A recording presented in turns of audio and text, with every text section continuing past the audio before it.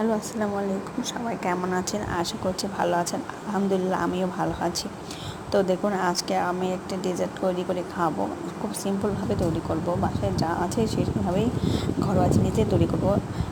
এই ডেজার্টটা তৈরি করতে বেশি কিছু প্রয়োজন হবে না। শুধু আপনার বাসায় যদি ব্রেড থাকে, চিনি থাকে, বা যারা মিষ্টি পছন্দ করেন তাদের চিনি থাকে, আর লিকুইড দুধ, সেটা গরুর হোক প্যাকেটের হোক যেটাই হোক থাকে, তাহলে আপনারা চাইলে এটা বাসায় তৈরি করে খেতে পারবেন। তো দেখুন, একটা বাটি নিয়েছি, আর তারপরে বাটিতে 3টা ব্রেড দিয়েছি বা পাউরুটি দিয়েছি। তো দেওয়ার পরে আমি এর উপরে হালকা করে একটু চিনি দিয়েছি। আমি একটু চিনি কম খাই, তো কম করে দিয়েছি।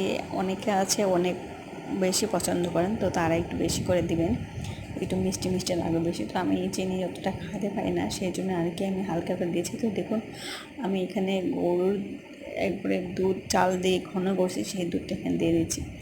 দুধ বেশি দেওয়া যাবে না, বেশি নরম হলে তখন আর আপনি চামচ দিয়ে বা স্পঞ্জ দিয়ে উঠাতে পারবেন না। তো দেখুন, আমি এটা বাটি ছোট কারণে এটা চামচ দিয়ে বা স্পঞ্জ দিয়ে একটু নেড়ে চেড়ে দিচ্ছি, যে রসগুলো বা ভিতরে তরলগুলো ঢুকে যায় নরম। এই দেখেন, নিচেরটা একটু নরম হয়েছে, ভেঙে গিয়েছে। তো দেখুন আমি এবার দিচ্ছি। তো আপনারা যেন একটু বলে বা বাটিতে নিয়ে নেবেন বা প্লেটে নিয়ে নেবেন, আপনাদের যেটা দিয়ে খেতে ইচ্ছে করবে সেটা। তো আমার হাতের কাছে যা পেয়েছি, আমার খেতে মন চাইছে, আমি সেটা দিয়ে করতেছি। তো দেখুন, একটু নিয়ে নেন, এই যে অল্প অল্প করে দুটো দিয়ে দিবেন, যে ব্রেডে একটু শক্ত শক্ত থাকবে, ওখানে অল্প অল্প করে নিয়ে দেবেন। তারপর দেখুন, এই যে কতটা নরম হয়ে গেছে, আমি একটা উঠায় দিচ্ছি। এই যে আমি একটু খেয়ে নিলাম। তো আজ এই পর্যন্ত, সব ভালো থাকবে। আসসালামু আলাইকুম।